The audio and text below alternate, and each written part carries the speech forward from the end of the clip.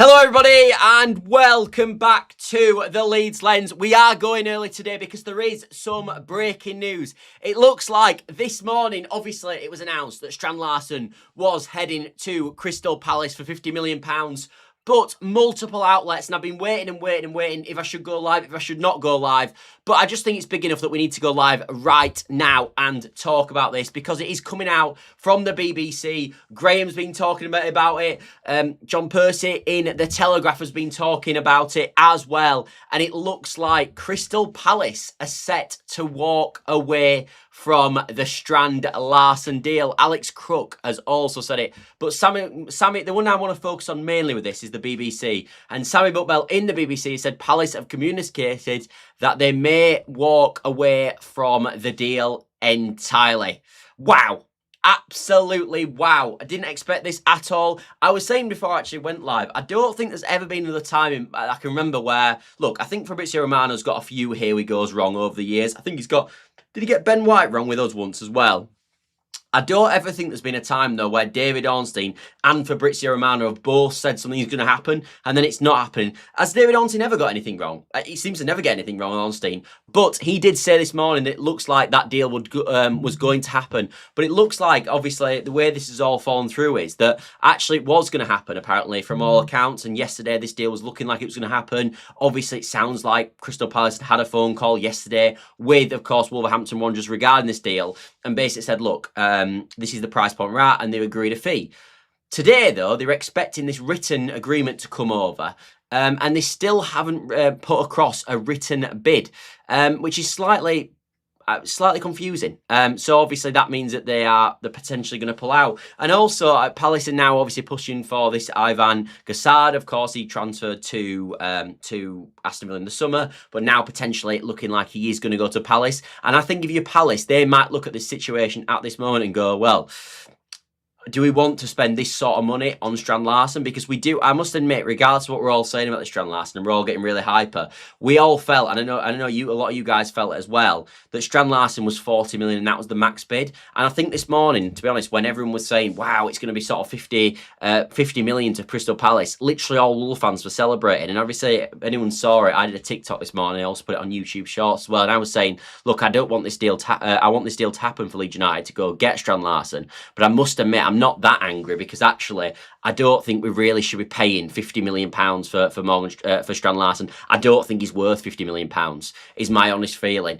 And I actually was quite happy that Leeds United stuck to the valuation of 40 million quid, because for me that is the most we should be paying for Strand Larsen. I know he was at £60 million in the summer, but he's not had a particular good years, and obviously it's got to come down. BMG says Palace can have Strand Larsen 50 million. They're going down regardless. Mark my words. Well, you have been quite big, BMG, haven't you, regarding Strand Larsen, regarding the sort of Crystal Palace situation, and you're really sort of pushing them as a relegation candidate. And actually, in the odds at this moment in time, obviously Burnley and Wolves are massive favourites to get relegated, but furthermore than that, I think the next favourite is obviously West Ham, but Palace are fourth favourites to get relegated at this moment in time. Koba says, good morning, everyone. Good morning to you, Koba. Obviously, it's evening here. It's actually about 7:20 or something at this moment in time here. Robert says, Max. I'm not quite sure what you mean about Max, mate, but, you know, fair enough. So, what I want to know with you guys is, where are you all with this deal? Like, are we at the point now where we actually genuinely think that this deal's going to sort of fall through for Crystal Palace? Because part of me thinks that this is just a bargaining tool from Crystal Palace leaking it to the press that they don't want to pay £50 million, so they can maybe agree a lesser fee, and maybe they end up getting him still for sort of £40+ million. I'm not saying that is the case, but that we do know clubs do stuff like this. And also, I must admit, on a Steve Parish level, it does come across a bit to me like dealing in bad faith. Like you've obviously agreed yesterday with Crystal Palace around about with sort of Wolves around about this fee, and then today you're not doing. I don't know. It doesn't seem particularly great negotiating, but you know. Robert says 40 million maximum, mate. Yeah, that's kind of where I'm at, mate, and that's what we said yesterday. And I think this ownership are smart enough to the point where they wouldn't want to put Leeds United in financial difficulty. And I think if they felt that this deal would put Leeds United in financial difficulty to go anymore, then of course I think they would pull the plug on it. And I think that's why we're seeing that Leeds United staying at 40 million, and as I said, I fully agree with it. And I've seen a lot of people online when they see this deal, I think you get some people that just go, oh, he's rubbish anyway. I don't think that's the case. I don't think he is rubbish. And then you get the other side of it go, just pay whatever it takes. And I don't agree with that either, because you can't just pay whatever it takes. I mean, since PSR has been such a sort of influential thing in the way we better do players and buy players now, we can't just pay any silly fees, because we're going to have in the summer maybe 100 to 100, maybe 120, 130 million pounds to spend if we stay in the division, of course. If we spend £50 million of that on Strand Larsen, that's quite a lot of our budget gone on one player. And when Leeds United when Leeds United will be willing to pay 40 million, that's probably what it's worth. We shouldn't be overpaying by that much fee. We shouldn't be going to £50 million, in my opinion, because the problem is when you overpay once, and I was saying this a lot in the summer, if you guys watched the videos in the summer, when we were talking about Bijol and Mooney's and all these sort of players, I was saying, if you overpay on one player, every single club then knows that you are a club that overpays on players, and sometimes you'll just go, we'll just pay whatever to get the player. And if you do that once, and Man United have been accustomed to this for years on years on years, for a point in time, Man United just overpaid and overpaid and overpaid on player after player after player. And what ended up happening is they got a feeling in the market that every single time they went for a player, everyone went, oh, it's Man United coming, and they saw a mile off, and they just put the fee up. And Leeds United can't have that. We just can't have that. So you've got to be, I know we don't want to fall, we didn't want the Strand Larsen deal to fall through, but if this Strand Larsen still does end up falling through, obviously it's in jeopardy at this moment in time, but if it was to fall through, I do think Leeds United have still done the right thing, sticking to the guns at this £40 million, because you don't want to start overpaying for players. Honestly, it's a road to relegation when you start doing that. It really is. Anyway, let's get into some of your guys' comments. I'm not sure we'll get anyone, but I do think a backup striker who can fill in with DCL is out. I'm not sure of names, but we can get someone for 10 million or more, like a loan. Yeah, that's what I felt, because I think part of what people feel, BMG, and I do get this, because this was obviously sort of something that went round in the summer, was that everyone's basically said throughout this whole time, haven't they? Well, if we can't get Strand Larsen, at least we've got the 40 million there, and let's put that 40 million to someone else. I don't agree with this sentiment. I know what people are saying, but I don't agree with it, because just because we've got 40 million for Strand Larsen doesn't mean that every other player that we're looking at is worth 40 million pounds. So Leeds obviously are willing to pay 40 million for Strand Larsen, but that doesn't mean that, as I said, they're willing to pay 40 million for any old player. So it's got to be a player that's still worth the valuation. And I think that's something we've got to bear in mind. So I've always felt it was sort of Strand Larsen or bust of this whole transfer window, obviously after the Buonanotte signing. And when you hear from what sort of journalists have been saying, I think Graham's been big on this, obviously, the YEP, that he's kind of Strand Larsen or bust. And that's kind of where I'm at with it. But in the same regard, as I said, just because we've got that money doesn't mean we should overpay. However, I think there is there's an in-between ground here, isn't there, where, all right, let's not go and spend 40 million on someone we don't think's worth 40 million, but let's go and get a backup, as you said. Can we get a backup in for 10 million pounds? Can we get a backup in that's just a loan to the end of the season that does the profile, and then in the summer we can assess our options and go get the man we want at sort of the price point we want? And I think that's where we should be at, if I'm being honest. And I do actually think, from what you're hearing from the club, and what you even saw from this morning from David Ornstein, when he obviously leaked this story and it obviously came out, it was that Leeds United are sticking to their price point of 40 million, which is what they should be doing, I think. Robert says, that's what I meant by Max, mate. Oh, I see what you mean. Now, yeah, I've been a bit of an idiot there. Fair enough. 50 million would be stupid. Yeah, it would be. My question is, who's next? Is anyone lined up inevitably if this falls through? That's what we just talked about, mate, so I won't go over that too much. If Palace don't buy him, I'd say Wolves will offer us what he's worth. We will offer what he's worth. 20 million, take it all. That is not going to happen. I've seen this online, by the way. That categorically, I don't want to be sort of rude here, but that is tosh. Like, we shouldn't then go 20 million or bust. Like, we've paid 40 million quid. If we can get him for 40 million quid, I think it's a fair deal all round. And I think that's fair. I think if we can get a payment plan that suits Leeds United, and it's like 33 million in payments over the next, I don't know, 4 or 5 years, and then if it's I don't know, 6 or 7 million this summer, I think that's fine, and I think that's a fair deal. And I think this nonsense that we're going to throw 20 million, take it or leave it, when apparently he's got a relegation release clause of 25 in the summer. I mean, why would they do that? They're never going to take that. BMG says, I don't think January is the time to make Hail Mary signings. Priority should be to get to plug the most obvious gaps which are backup striker and backup left-footed defender. That's all we need. I know what you're saying, mate, but I think if you've got an option to get a Strand Larsen right now, I think you do. And we've always talked about this, and I think me and you have had back and forth for a long time regarding this, because the thing is with the Strand Larsen deal is, I think Strand Larsen will have a good second half of this season. And I think if he has a really good second half of the season, Leeds United won't better get him anymore. And I think that's what Leeds United have always been conscious of. And I think the reason that we're bringing the date forward of a sort of summer signing to now is because of that reasoning, in terms of, well, we might not better get him in the summer because he might have a good second half of the season and other clubs might want him. And then obviously you miss out on the player you want. So that's why I think Leeds United are acting earlier. And that's why they've got this money for this player, but not any other players. I'd rather play Willie up front than play 50 million. Yeah, I'm with you, mate. I mean, I won't play Willie Gnonto up front, but I get your sentiment in terms of I don't think it's worth 50. And as I said, I literally made a YouTube short on TikTok this morning saying that, look, I'm disappointed, and I think it was the most inevitable thing in the world that it might end up going to Palace, which obviously has fallen through now anyway by the looks of it. But, you know.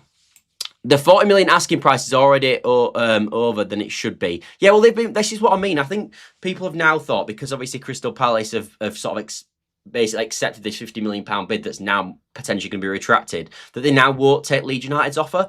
I actually disagree on this, and this is why I think the Strand Larsen deal is still on. Like, I think Leeds United still could sign Strand Larsen, because I think that actually, if you look at this deal for me on paper and you go, well, all right, well, Strand Larsen, yes, might... sort of, what am I going to say here? But Strand Larsen, yeah, in some situations, you might go, well, 40 million too much. But I think that's what Leeds United are prepared to pay for it, and I think that's what they might end up doing. Frank says, I don't rate him, better players at less money. I know I've seen a lot of people saying that. I just disagree. I think he fits the bill perfectly. He's strong, he's tall, he can reel us into play. He's proven at this level that he can score at this level before as well. I think there's a lot to Strand Larsen, and I think he's the perfect striker for Leeds. I genuinely do. I'm not just saying that because we're linked to him. I was sort of quite frustrated when West Ham were linked him right at the start. So I think it's a good deal for us, but obviously I don't think it's a good deal at a silly price point, and I think 50 million is silly. And actually, if you saw the outburst this morning, which again I'm sure a lot of you did on Twitter, even Wolves fans and even Palace fans themselves, and I saw even a Sunderland fan say it as well, that 50 million is just too much, and it always was, which is why I think Parish has potentially moved, because he's actually thought, actually that probably is too much.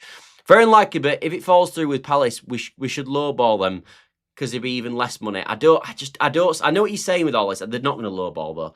This deal, by the way, and I've said it from the day dot, and this morning, obviously, it was in jeopardy what I'd said, because actually, it looked like he was obviously going to go to Palace today. But I've always felt that this deal will go down to the wire, and I kind of still feel that. Like, you soon today, for example, AC Milan have gone for him from Mateta, apparently. Well, maybe AC Milan have a punt at Strand Larsen. So, and I think this is why Wolves are going to stall and stall and stall. Obviously, if they were going to get 50 million, they'd take it. But their plan is to get the most money possible. So the more they stall, the more there might be a club that panic last minute and go in for them and pay a crazy fee. So I do think they will take a £40 million Leeds bid. I just think they're scouring around and see if they can get more, which is what Leeds United will be doing, by the way, if we were in the same situation. But that doesn't mean that they won't sell to Leeds, because I still think for them, they're going down anyway, and they know they're going down. So what would you do if you Wolves? Well, you wait and wait and wait. We are going to lose him for 25, but let's sell him to 40 last minute to Leeds. I think they would do that.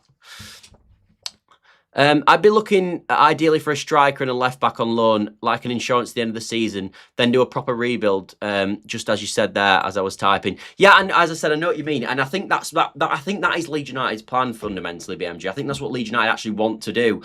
It's just this deal became available in January. They didn't expect it was available at the time, and now and obviously they've gone, well, actually, let's have a punt at this, because he might be a player that we can't get in the summer, because he might have better options on the table. Also, you've got to bear in mind with this deal as well, of course. If it is true that he can get him for 25 million in the summer and he doesn't go this window, then if it's not just that he might have a good second half of the season and more clubs might obviously want Strand Larsen, it's also that more clubs might want him because he might be a better price point. So if he's 25 million, there's probably 10 more clubs that want him at 25 million that won't willing him to pay 40. And again, I think that's something Leeds United are bearing in mind. 40 million, but on the table for 24 hours. If not, try sign someone else. I disagree. I still think we should go ahead with this. 40 million is a lot for someone who's been poor and injured this season. Got better options out there even in January. Who would you suggest then, Michael? Because I've seen a lot of people saying that, but I'm curious of names. The 49ers seem to be playing the high-stakes poker with our club. Bet a lot that we don't sign anyone this window. Yeah, potentially. It's Strand Larsen or bust. It honestly is. I don't think we can say 20 million or not. Might be able to say 35 is now the offer. Yeah, potentially something like that. BMG, but they won't say they won't take 20 million. I mean, that's just crackers. They won't do that. I'm saying he's worth 20 to 25 million at most. He's not. He's honestly not. This guy was 60 million pound in the summer. He is worth 40 million. Look, it's a game of opinions, and people can say sort of you can have your opinion, I can have my opinion, but I honestly do believe that he is worth. I do believe he's worth 40 million pound. I don't think he's worth 50, but I think he's worth 40, especially at the payment plan that we know Leeds United have put forward. I think that's a fair price. I think when you look at sort of what Newcastle were spending on the summer, they were looking at the sort of 60 million pound mark. I know he'd had a good season then, and he hadn't had this bad season, this first part of this bad season. I get all that, and that makes total sense to me. But in the same regard, with all this, that you need to bear in mind, that it's still a decent deal at 40 million, and that's why Crystal Palace are looking around him as well. Because I think maybe Palace would pay 40. I don't know where Palace are at, because Palace might just pull it because they don't want to. They've got Gassard now, and they think that that's a better deal for him. And obviously that's what, when it all came out originally regarding this, that's where it all came from. That they've got Gassard. And actually, on Palace's level, they might think, well, we're not going to get relegated. We don't think we're going to get relegated. I know, BMG, you do think they will go down, or think they've got a good chance. But if Palace look at it and go, we're not going to go down, we'd rather assess our option this summer, we don't think paying sort of 50 million is the answer, they might back out, just sign Gassard till the end of the season, bit of a stopgap, like sort of BMG's been saying, but Leeds could do, and then sort of make the decision in the summer. But yeah, let's see. That's the best case outcome, isn't it? Because in that way, obviously, Mateta going to Forest is a nightmare, and we don't want Mateta going to Forest naturally. But I don't think Forest are going to go down anyway. So Mateta goes to Forest, weakens Crystal Palace. They get Gassard in, who isn't as good as Mateta. That weakens them. They've got more chance of going down. Leeds then get Strand Larsen. Sounds like a deal to me. The odds have gone from 1 to 10. What are... and it's now looking like it's going to fall through... where the odds have gone from 1 to 10 to what out of 10 after he's looking like he's fallen through, in your opinion? What do I think the chance that comes to Leeds? I still am not convinced it's going to happen, if I'm being totally honest.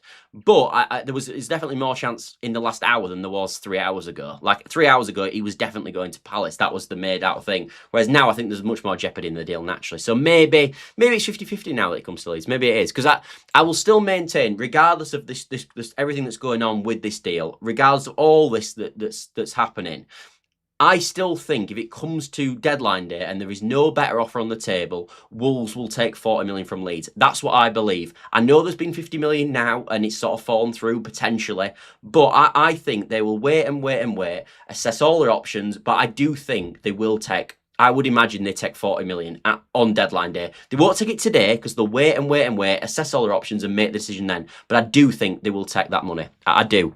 And I think Leeds think that, which is why Leeds have made the bid. Leeds won't make the bid if they didn't think that they'd take it. Leeds think that's realistic. I think they think that Wolves will take it, which is why that's where they're at.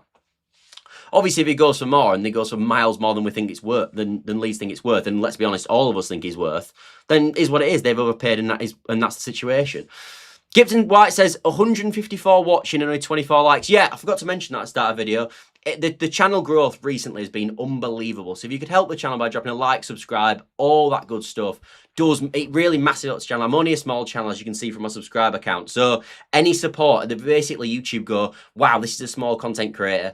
This video's got loads of likes. This must be a banger. I'll push it basically to every Leeds fan that's ever existed in the world. And it really, really helps me. So if you could do that, it would be massively appreciated. If you're liking like a Mr. Beast video, who's got 300 million people like it anyway, it's a complete waste of time, naturally. But with me, obviously, because I'm much smaller, it really, really helps me. So if you could do that, that would be brilliant. And the show's quite big tonight. So if you could help, that would be fantastic. And it is free. I don't think Strand Larsen is worth 40 million. But some think he is, so who knows? Yeah, I think some people think that as well, mate. Leeds United were going in to spend big money on Muniz, Fulham and Bijol from Feyenoord. Muniz had been injured, hardly played for Fulham. Bijol is looking like an expensive mistake at Marseille. True, very true. Yeah, that is true.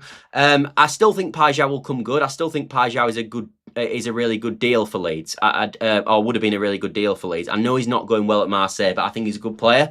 I've got to be honest though, I've never been that keen on Muniz. I wasn't really in the summer. We talked about it on the channel quite a bit at the time. I don't hate him, and I think he would have been decent, but he's not a Strand. I think Strand Larsen's a much better player than Muniz. I think Muniz is very scruffy in front of goal, whereas I actually think that Strand Larsen is pretty good in front of goal. I think he's quite a good finisher, Strand Larsen, in my opinion. I think he is a good player, and I do think he's better than Muniz. And if you'd have in the summer, if we'd have been going for Strand Larsen or Muniz, I think because of obviously the seasons they had last year, I think everyone in the dog would have been saying they'd go for Strand Larsen.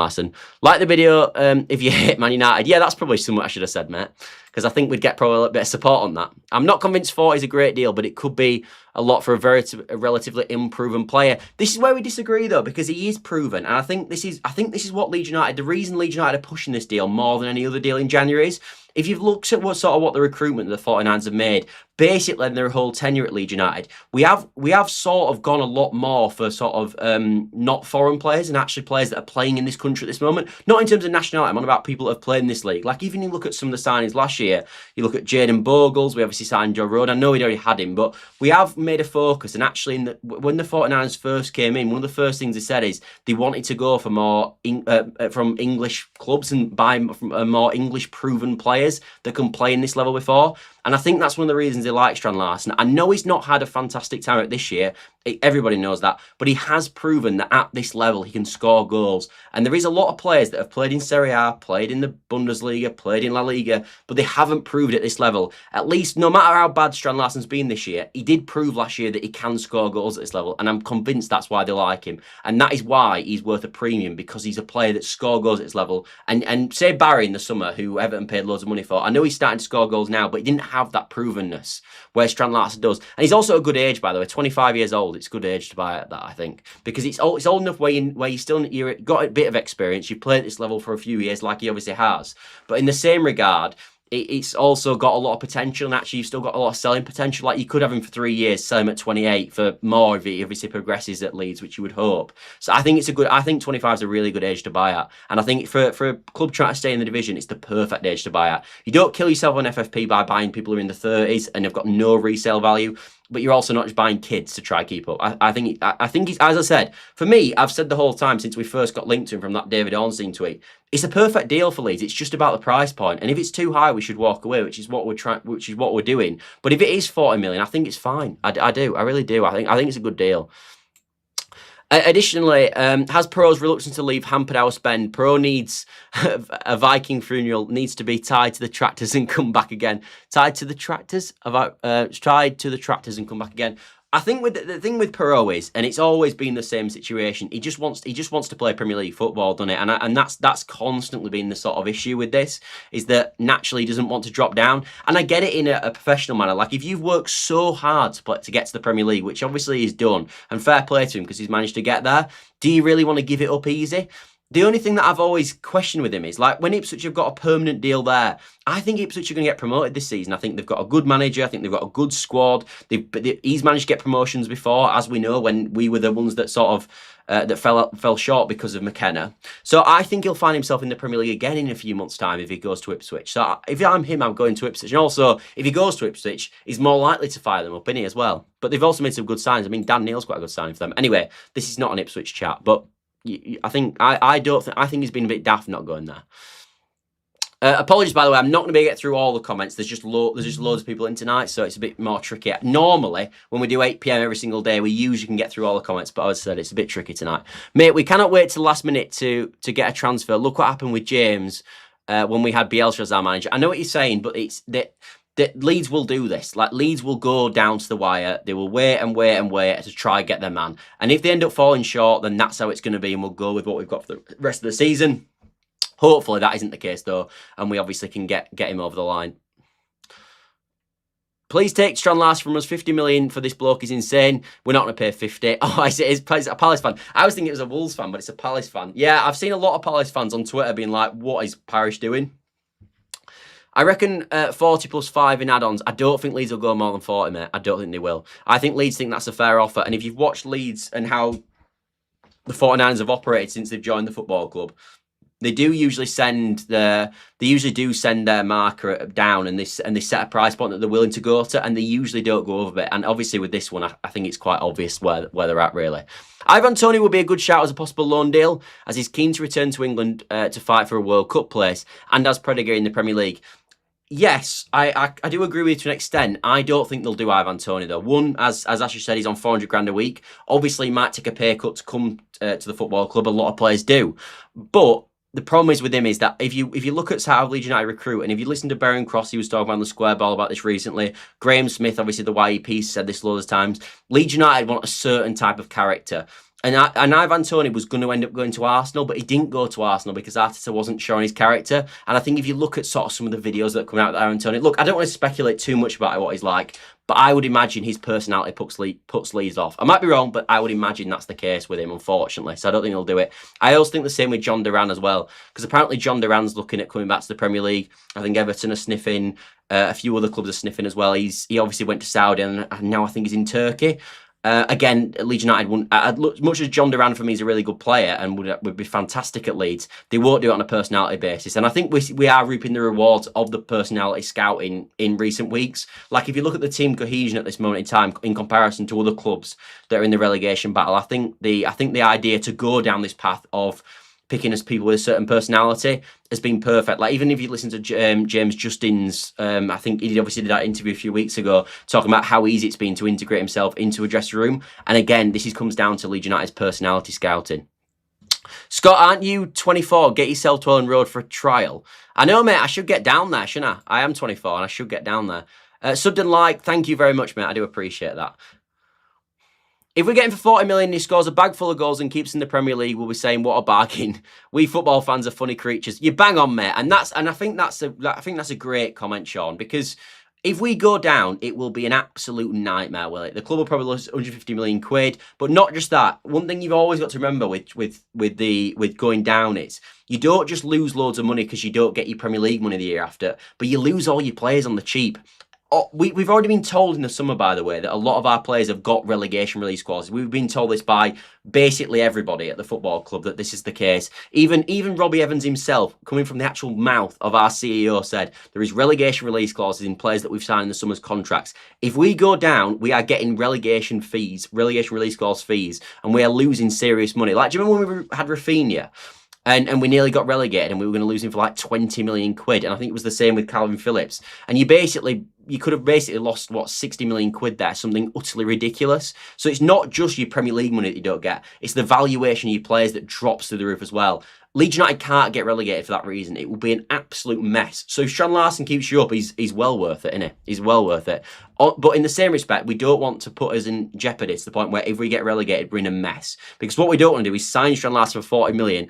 He has a relegation release clause. We get relegated and we lose him for like 25 million and we just write off 15 million quid. When you're already in a mess financially, which we will be if we go down, because every club is. Not in terms of like an absolute where we're going to go bust. We're not going to do that. We're not back in that era. But if that was the case and we do go down, naturally we're going to lose enough money as it is. We can't afford to lose any more. When did Palace pull out? The BBC, literally the BBC made it. So you can laugh all you want, but literally Sammy Muckbell, who is BBC, said it. Thoughts on Troy Parrott or Promise David Ivanucci with Palace bringing in new options? Troy Parrott, for me, wrong profile. I know what you're saying with Troy Parrott, and he's scoring goals, and he's obviously doing. I think in the summer he will be at a Premier League club. Just my opinion, but I think he'll probably go to one of the newly promoted clubs as a bit of a hunch. Promise David, potentially. I know USG obviously got knocked out of the Champions League last night, so maybe they need to cash in. I know he's 6'7", and I've seen a lot of sort of positive things around him. So maybe if it's the profile, but he obviously hasn't got. Sean Larson's obviously got that Premier League proven thing about him. I know he's not been good this year, but last year he did have that Premier League proven thing about him. So I think they're decent shouts. I don't think they'll do either though. Palace pull out, Wolves not pregnant. Not fully sure what I mean. I think Ivan Toney's been charged with assault. Dodgy temperament, not sure I'd risk him either. Yeah, the club won't do it. The club won't do that. Really just want to get Harry Wilson in Jan. And if Perot goes to Tractor Boys, JSL fair game. Yeah. No, I think Harry Wilson's gonna be a summer job. Fulham will not lose him in January because they'll think they can maybe get in Europe with him, and obviously they'll get more money. And I know they're going to lose money on him anyway, but he is 29, so his transfer fee's only minimal anyway. Realistically, no one's going to pay more than maybe 5-10 million for him in January, so they're probably willing to risk that to see if they can get into Europe or something like that. Or he definitely keeps them up as well. Bye early starts as Robert. No worries, mate. First time here. Nice to have another Leeds content channel. Nice to see you, Michael. We're here every single day, bro, at 8 p.m. I nearly butchered that. But yeah, tomorrow, by the way, is usually the big show. My Friday night show is always my favourite. It's probably because I've just finished work for the week as well. I think that kind of helps. But it's always like a bit more of a chill show. Sometimes of a pint as well. Wolves are trying to pull our pants down with the Larsen deal. They're not. Leeds will stay strong. That's one thing that we can bet on. One thing that I have noticed with this ownership over the last ownership, and it's night and day, is the way they act. I mean, and the sort of less emotional.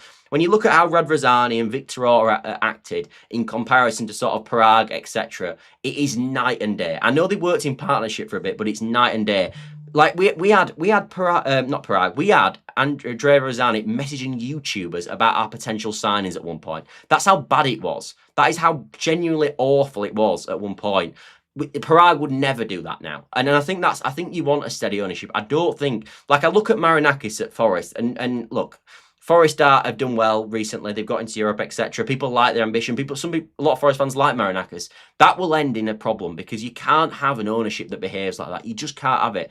And people go, he loves the club, etc. I'm telling you, that will go wrong. And you're seeing the start of it this season already, in my opinion, where they've sort of naturally regressed because of sort of emotional responses. You just can't do it. You've got to have responses in... let the emotional responses, I know this sounds awful, but let the emotional responses for the fans. And our ownership have got to deal in a certain way and deal in a professional manner. That's how I feel it should be. And I think with the difference between our old ownership and the new one is that, if I'm being honest. We should have gone for Robert Wadlow. I'm not sure who he is. Heard we ain't in for anyone if not JCL. Yeah, it is, mate. We've thought on this channel for a long time, and as I said, a lot of you guys have said it as well. It's Strand Larsen or bust. It has been since we signed Brent Notta. It's been Strand Larsen or bust. Nothing about Palace pulling out. Nothing about Palace pulling out. We aren't paying more than 39 million. I totally agree. Even that's too much, says Stephen. As I said, I think 40 million is fair, but there is stuff about Palace pulling out. I mean, Sammy Mockbelly, who works for the BBC, said it. And also, Alex Crooks also said it, and John Percy's also said it as well. 3 pretty reliable outlets. Agent says, if Palace have dropped out, we need to wrap this up now. Low balling is gambling on DCL staying injury-free, and the form is irresponsible and asking for trouble. I don't think we should be paying more, mate. I don't think we should pay more. BMG say, I agree on the ownership. I'd rather have a level-headed owner. Long-term, sometimes short-term, a sort of nutty owner who's really emotional can really work well because he can just fire loads of money in and buy loads of players and it might all just come together. And that was Forest season last year. But eventually you get found out. If you ask anyone, they always end up getting found out. Sam is very sensible. Sam, I'm not sure who you mean by Sam. JCL's goal record isn't amazing. No, it's not, to be fair. It's not. But it's pretty good last year, to be fair. After seeing the entire team bar the goalkeeper go up for a shocking Longstaff corner, I'd be keen on Wilson as a set piece / corner taker. I really like Harry Wilson, and in the summer I was desperate to get him, and obviously that's looked like a bit of a mess on it that we hadn't signed Harry Wilson in the summer. I mean, he would have been a brilliant signing for us. I know it was Fulham that pulled the plug, but that would have been such a good deal for Leeds United to get, but it just didn't work, and deals fall through sometimes, and we've had our fair share, haven't we? Dan James, I think Dan James that season would have probably got promoted in that first season of Bielsa. Harry Wilson this year would probably have, I mean, how many more points would we have? Maybe 3 to 5 more points, and we'd probably be pretty safe by now. But, you know, these things happen. It does. I know it feels like it happens more to our club, but it does happen to a lot of clubs. There was a statement somewhere some months back that investors were told by the 49ers group that it was all about immediate, stable survival first before success. walk before you can run, and that's important, Michael, because it's got to be a steady build. It can't be a sort of all in one jump with the position that we were in PSR wise, and with the amount of money we had to spend this year, with that sort of 100 million that we had to spend, that we know we did in terms of net spend. I know we could have made sales and stuff to sort of counteract that, but realistically, we had 100 million that we could lose this season. We were never going to be able to jump from sort of like just get it from a newly promoted club to a sort of challenging Europe club or something ridiculous. It was always going to be a steady build, but I don't mind a steady build. I just like to see steady improvements year on year. And actually, I do think, and I said this a few weeks ago on the channel, I do think we have got a project at this moment that is able to buy into. And I think as football fans, that's what you want. We all accept, I think majority of us all accept, we can't just have success all the time, year on year on year. We can't have that. There's only one club that can win the league every year. But I think as clubs, as fans, you want to see a bit progression year on year. And I think you want to see a sort of, as I said, a plan that you can buy into. And I think Leeds United have got that. I think we've got a plan that we can all buy into at the moment. I can see what we're trying to do. We're trying to stable ourselves as a football club in the Premier League by going down the physical route. We've talked about this to death. And then I think next year, you're looking at maybe adding a sprinkle of quality here and there, and hopefully starting to build ourselves up. But we've also said, if you can stay up the first year, if you do well and you recruit well, which some clubs have, and Forest are probably one of these, and Aston Villa are definitely one of these, you can actually turn from a club that's just stayed up to a club that's getting in Europe quite quickly. The difference isn't that high. The difference between the team that finishes 16th and 17th to finishing sort of 10th or even like 6th and 7th is not usually enormous. It's the jump from the Championship to the Premier League that's massive. But that next jump is never that big, which is why you see like Villa stay up by the skin of the teeth, by the literally the fact that the goal line technology was ruled out against Sheffield United. They stayed up because of that. And then all of a sudden they find themselves in Europe like 3 years later, and that can happen. But as Gipton White says, survival this season is absolute progression, and it is. And I think because Leeds are on a good run, I think sometimes we get carried away with this, and that's why I felt after the game on Monday, as much as I was really disappointed because I thought we could have won the game with how the game state was going, it still wasn't a bad point because it pushes us closer to survival, in my opinion. I know the weekend had gone how it had gone, but we'll have weekends where it goes the other way.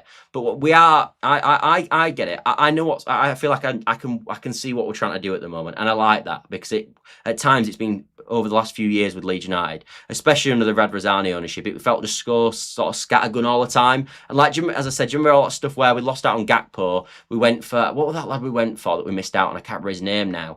What was his name? Anyway, and we missed out on him, and it was just like a mess. And we ended up signing Wilfred Gnonto on deadline day as like a bit of a panic buy. Ended up being a good signing, but Marsha said like a week before in a presser that he wasn't a signing for us right now. So it was all a mess, and I'm glad we don't have that anymore. I really am. And as I said, for me, I see a future with this club. Obviously, it will all depend if we can stay in this division this year, but I do think we're on a good stead to do that. TLG says 17th this season, 10th, 11th next season, Conference League the season after. Yeah, something like that would be brilliant. Something like that would be absolutely brilliant. Bamba Dieng there, being told. Yeah, you're absolutely right. That's who I'm thinking of. I couldn't remember his name. He never even signed him. Yeah, Bamba Dieng. I bet you're all shouting at the screen there. I just couldn't remember. Catalaro missed out on Chelsea. We did, yeah. But yeah, look, this season for me, 17th, obviously, I mean, everyone thinks this is not just a me opinion, but if we can finish this year 17th, brilliant. Then we've got this squad that we think has got quite a good cohort. I like a lot of the players at this moment. I think we've got players that we can build with. I look at likes of Ampadu's. For me, Rodon, Bijol, Bogle, right wing back as well. Calvert-Lewin, potentially Strand Larsen. I think we've got a lot of players actually that we can build with as a progression plan. But I do think we probably next season, if we are going to try finish, for me next season, if we can just get 14th or something like that, that would be progress. But just not be in a relegation battle. So first season, stay up in a relegation battle. Second season, just stay in the league, no relegation battle. Third season, maybe get mid-table. Fourth season, maybe get in Europe. I'm not saying that's going to happen, but I'm saying that that's the progression plan, and that's the plan, innit? And that's got to be the plan. And we're competing for that plan right now, and it's working quite well. Radrizzani told us all to welcome Bamba Dieng. Yeah, did he post some on Twitter, didn't it? The clown. Wolves 20th, Burnley 19th, Palace 18th. Then I don't care. Mate, agree with you. I couldn't give a toss if we finished. I mean, I'd rather finish 12th than 17th, but I'm not that bothered.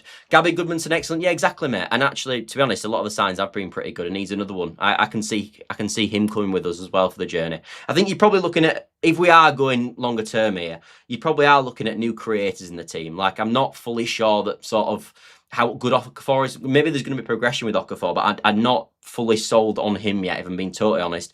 I think the goalkeeper is obviously something we're going to have to improve in the summer. You may be looking at another centre-back as well. You definitely, if we don't get Strand Larsen, looking at another striker in the summer as well. But you add that next sprinkler quality next year, and definitely we can be on that. Definitely be on that. Have Palace pulled out? According to Sammy Muckbell, they're basically on the edge of pulling out, yeah. Have you guys seen that Ramazani has got a YouTube channel? Early signs that are that it looks like a mistake. I didn't know that. Where have you seen that? It's Sammy Muckbell on Twitter, mate. He works for the BBC, so it's pretty nailed. And if you said Sammy Muckbell on Twitter, you'll find it. What else do I want to talk about today? We could do something about the injury news, and we'll see if any more things pop regarding Strand Larsen, because I'm conscious I don't want to just talk about Strand Larsen the whole time. So from Farke's press conference today, Bijol will definitely miss the Arsenal game. Apparently small chance that he plays against Forest, but probably going to be ruled out for that one. Nmecha, again, I must admit, Nmecha, he does seem to get these odd injuries now and then, doesn't he, the whole time? But apparently he picked up a hamstring injury during the warm-up against Everton. He'll miss the Arsenal game. He apparently has a chance for Forest as well. Gudmundsson, good news, because I think Gudmundsson is obviously a massive importance for us today. He's obviously progressing apparently faster than expected. Wanting team training yet, but there's a small chance that he could feature in the Arsenal game. Now, the Arsenal game obviously is a chance for Leeds United to pick up points in, but it's obviously got the Forest game is the game for Leeds United. That's one we probably need to win, if we're being totally honest.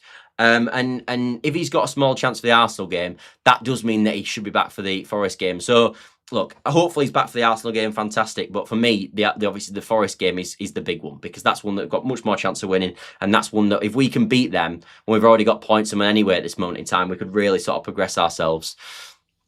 And Dan James as well is back in team training, which, to be honest, I've seen a lot of people, and we've talked about a few times about how Dan James fits in this setup. I'm not sure how he does. The only thing I see with Dan James maybe at the moment is, obviously with this fire at the back, maybe he can play right wing back if we're chasing a game. Not for someone to start with. We're not doing a Jack Harrison experiment.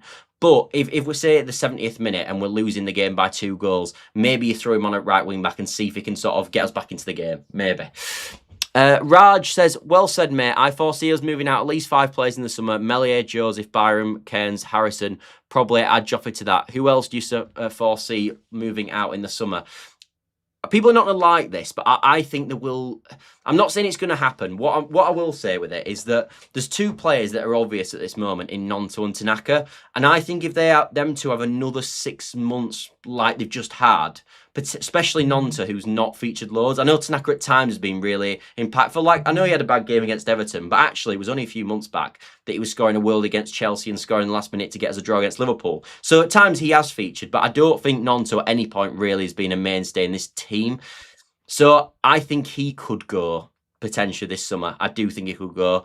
And I also think that, Tanaka, if he has another 6 months like he's just had, could be moved on this summer. I do think that. I might be wrong, but I do think that. Yeah, I think they're 2 probably obvious. The rest of it, I think you may be looking at... It depends on contract as well, because Perot, obviously, if he don't go in January, then you're probably looking at him again for the summer, aren't you? But, you know, we keep buying injury-prone players. Solomon, Nmecha, DCL, there's more as well. Okafor's the same. Shall I mention him, Scott? But you skipped it. Michael Brown, I don't think Larger came across very well in his debut video. Oh, I didn't know that. I'm a bit late, but I've heard we're interested in a Korean player from Genk. I'm not going to read that out in case I'm... Hanyagu. I'm not sure. I think Strout leaves in the summer as he has left. This is what I was going to say, mate, with contracts. We made a video right about a few months ago talking about players nearing the start of his contract. There has been a report said that we are trying to agree a deal with Ampadu for a new contract with him. I don't know if people have seen it. It's James Marshman. So truthfully, we don't. I mean, I'm not trying to slander the guy. He's doing a job, but let's probably wait with that one and see if that actually comes to fruition. It would make sense, truthfully, if we are negotiating with Ampadu. He's just obviously, I think it's fair to say, he's probably up and down with his stories at times. So yeah, So if we don't get certain players signed up, and obviously like Stroud, for example, if he's only got 1 year left in his contract, which I think you're obviously right there, Jim. There's a few others as well. And I think Perot's got 1 year left in the summer as well. Then maybe. There's moves that players could move on as well. I do think I think they will sign Ampadu up to a new deal though, and I do think they'll sign Pascal Struijk up to a new deal. That's my feeling. Darlow up this year. Do we resign, move Perry and get another goalkeeper? Yeah, I think that's what we do. The only issue with Perry is we paid 16 million quid for him, and I'm pretty sure he signed a 4-year deal. So obviously PSR, the way it works, if you sign him for 16 million, it puts over a 4-year time span. So that would be each year, it depreciates by 4 million quid naturally. So this summer to break even, we're going to need to sell him for 12 million quid. Now with his performances so far this season, that might be tricky. That one might be tricky. So I don't think the club will. I think there's a situation where we do buy a new goalkeeper in the summer, and I think that's what we need to do. We need a new goalkeeper, really, don't we? But if we are going to buy a new goal in the summer, maybe there's a situation where Darlow has to move on and Perry stays as number 2 just because it's better for PSR in this ridiculous climate that PSR is. Because there is no point selling for Perry for like 8 million quid in the summer and banking a 4 million loss on our books when that limits our spending ability. That would make no sense. So although I do think Darlow's a better keeper, and I think Darlow works as a number 2 because he's quite a steady Eddie and he can come in and just do a job, whereas I think Perry's much more rash and you're probably not the sort of person you do that with. Maybe they'll look at that, but again, Darlow's not on much money, I would have thought. So I think Darlow, I'd start, if in the perfect world, you sell Perry for them, hopefully get back just what we paid for him so we don't bank a loss on FFP, buy a new goalkeeper, and then have Darlow as your backup. I think that's what we'd all want. But it's just, is that achievable? Darlow, the best keeper, that's why he plays international for Wales. Yeah, I like Darlow, but I don't think he's the answer long term, mate. I think we can do better. Like, you look at sort of what Robin Roofs is doing at Sunderland, for example. I think we can probably get a keeper like him. Of that caliber. So I think you do that. Instead of singing AO, it would be oh no, oh yeah, potentially. Read that, oh, is it heading to Besiktas? Perot needs his marching orders. PSR comes first before sentiment. I've seen this a lot. And I agree with you. My feeling with Perot is that we've just got to have an honest conversation with him. Like, I feel like he deserves more than Leeds United forcing him out the door. And I don't think Leeds United will do that. And if you've listened to what sort of Daniel Farke, not Prague, has said in his press conference, he's always said that we're sort of like everybody's happy here and all that. And he's towing the party line. He's doing that to sort of maintain relationships. Because one of the reasons why we've got this team morale that we've got at this moment and why we can play so well in such a cohesive unit is because we treat players with a certain respect and we expect the same treatment back. And that's how it works. So we can't just push Perot out the door. That can't happen, obviously. But what we can do is say to him, look, we're trying to buy a striker at this moment in time. You've seen the amount of game time that you've had over the last 6 months. It's not been that much at all. I'm not foreseeing you having a lot more minutes second half of the season. So, and you might be fourth choice for us. So if that's the case, then make up your own mind. But obviously we would probably encourage you to leave just because you're not going to get the game time. Because what we don't want, and this doesn't suit any party, is that we don't want a situation, do we, where Perot has another 6 months like he's just had, where he's barely featured, just been training basically, that's it. We don't want that. That would be bad all round. So the ideal scenario is that Perot moves on. And I think, as I said, there just needs to be an honest conversation there to sort of solidify that, really. What was all that about? Flashing light. Facundo Buonanotte saying anything to him. I don't think they'll sign Facundo Buonanotte. I think Brighton will want too much money. Genuinely hope we go nowhere near Strand Larsen. Just way too much money, says Ruben. Some people have said that, mate. I don't think you're on your own with that one, but I just disagree. Shall I mention him? We keep buying injury-prone players. Have I gone through a lot of comments? Well said, mate. Have Palace pulled out? Yeah, they have. He's not fitting the system and he's not Prem level. No, I agree. I agree with you, agent. And I think, I said, it's not... Perot just doesn't fit the system, as you're right. We're looking for a tall physical striker and bring players into play. And you can tell that was the aim because we bought in Calvert-Lewin and Lucas Nmecha in the summer who were both fit that profile. So... he was never really going to feature, was he, in truth? And off the ball, he's just not good enough as well to sort of cope. You could carry him in the Championship. You can't carry him in the Premier League. So he didn't fit the system at all. But I don't think it's... for a player that has done quite a bit for Leeds United. I mean, he was top scorer in the division last year when we got promoted to the Premier League, which is a huge achievement for the football club. It don't feel fair to just ram him out the door. And Leeds won't do that anyway, even if that's what we want. Haaland with the lead salute last night. I did see that, mate, and it was against them lot as well. I didn't even mention the name. So yeah, I must admit, I was slightly pleased with that. That was nice. And also, did anyone see the Benfica lad, the goalkeeper? Was it Tribune or something like that? Score right at the end. Crazy that. We turned it over and it was like, what on earth? Strand Larsen should sign for Newcastle now from Ray. I haven't seen who's saying that he's off to Newcastle. Someone saying he's off to Newcastle. Let me have a look. Let me have a quick look on Twitter, and then I think after I've looked at Twitter to see the updated news, we'll obviously wrap it up because we've been going now for 48 minutes. So we'll wrap it up. But I want to have a quick look to see if there's any more news, and then we'll sort of end it there. But it's been an absolutely monumental stream for tonight. So thank you all for the support. I mean, I think this is the biggest stream I've ever done. So yeah, I mean, all I can say is thank you. Thanks for watching. I really appreciate it. As I said, if you have enjoyed it, we do this every single day, usually at 8 p.m. And also, as well, if you've just joined, there is, as I said, 48 minutes and 40 seconds of Leeds United chat that you can more than welcome to talk about. We talk about all what's going on with Strand Larsen, talk about pro, talk about the state of the football club, everything. So, yeah, if you can do that, that would be fantastic. Replying to an earlier comment, the Korean lad was offered to Leeds recently, but it sounds like he's going to Besiktas in Turkey. Okay, fair enough. Don't know what to believe now about Larsen. He ain't going to have to wait till February. Hopefully we get him, certainly make us better for sure. Be interesting game at the weekend. Arsenal, we're thinking they're at days. Don't give them the respect like we did at the Emirates. Fighting talk. Agreed. Absolutely agreed. Anyway, we will cover the Everton game, but not the Everton game. We will cover the game tomorrow, by the way, regarding the Arsenal game. We'll do that 8 p.m. tomorrow. Anyway, as I said, thanks all for watching. The sport's been unbelievable. Legends, all of you. And I'll see you tomorrow to talk a bit about the Arsenal game at 8 p.m. We'll be back at the normal time, unless something drops, because I'm actually off work tomorrow. So if something does drop, you know your boy will be live. Anyway, see you all later, everybody.